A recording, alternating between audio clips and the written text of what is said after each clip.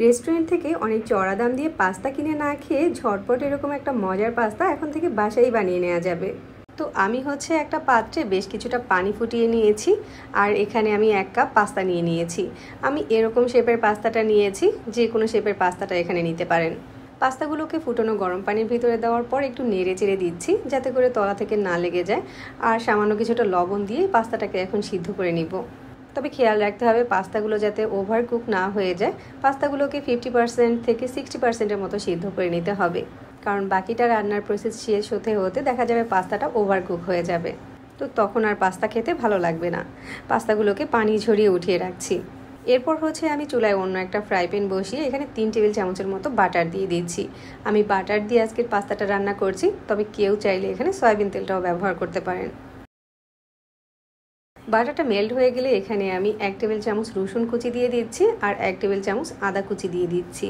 আদা আর রসুনটাকে খুব ভালো করে ভেজে নিতে হবে। এরপর এখানে আমি 1 কাপের মতো মুরগির মাংস নিয়েছি আর মাংসগুলোকে এরকম একটু ছোট স্লাইস করে কেটে নিয়েছি। মাংসগুলোকেও এখানে আমি বাটারের সাথে একটু নেড়েচেড়ে ভেজে নিয়েছি। তারপর এখানে পরিমাণ মতো লবণ দিয়ে দিচ্ছি,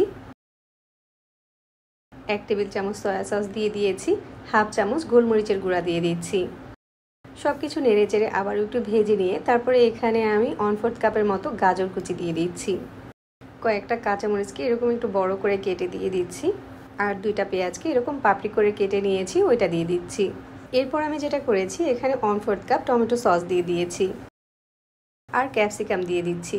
আমি এখানে 3 ধরনের ক্যাপসিকাম দিয়েছি, যে কোনো 1 ধরনের ক্যাপসিকাম এখানে দিতে পারেন, আর হাতের কাছে ক্যাপসিকামটা না থাকলে স্কিপ করতে পারেন। তারপর সব কিছু একসাথে একটু নেড়ে চেড়ে কিছুক্ষণ ভেজে নিচ্ছি। তবে ক্যাপসিকামটা দেওয়ার পরে খুব বেশিক্ষণ ভাজা যাবে না, তাহলে ক্যাপসিকামের ক্রাঞ্চিনেসটাও চলে যাবে আর এর কালারটাও নষ্ট হয়ে যাবে। এরপর এখানে আগে থেকে বয়েল করে রাখা পাস্তাগুলোকে দিয়ে দিচ্ছি। এরপর পাস্তার টেস্টটাকে ব্যালেন্স করার জন্য এখানে হাফ চামচের মতো চিনি দিয়ে দিচ্ছি আর 1 চামচের মতো চিলি ফ্লেক্স দিয়ে দিচ্ছি। এরপর চুলার ফ্লেমটাকে একদম হাই করে দিয়ে পাস্তাগুলোকে নেড়েচেড়ে ভেজে নিতে হবে। যে কোনো ধরনের পাস্তা রান্নার টেস্ট একদম রেস্টুরেন্টের মতো পেতে চাইলে অবশ্যই খেয়াল রাখতে হবে যাতে করে পাস্তাগুলো ওভারকুক না হয়ে যায়। তো আমাদের পাস্তাটা এখন হয়ে গিয়েছে, এটা পরিবেশনের জন্য এখন একদম রেডি। আর এই পাস্তার কালারটাও কিন্তু অনেক বেশি সুন্দর হয়েছে। এই পাস্তাটাকে এবার আমি একটা প্লেটে পরিবেশন করে নিচ্ছি।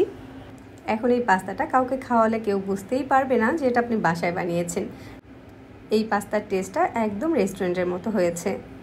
রেস্টুরেন্ট থেকে অনেক চড়া দাম দিয়ে পাস্তা কিনে না খেয়ে ঝটপট এরকম একটা মজার পাস্তা এখন থেকে বাসায় বানিয়ে নেওয়া যাবে। যাদের কাছে এরকম সহজ রেসিপিগুলো ভালো লাগে তারা চাইলে আমাদের চ্যানেল সাবস্ক্রাইব করতে পারেন আর সেই সাথে পেজ ফলো করে রাখতে পারেন। সবাইকে আবারও ধন্যবাদ জানিয়ে তাহলে বিদায় নিচ্ছি। আল্লাহ হাফিজ।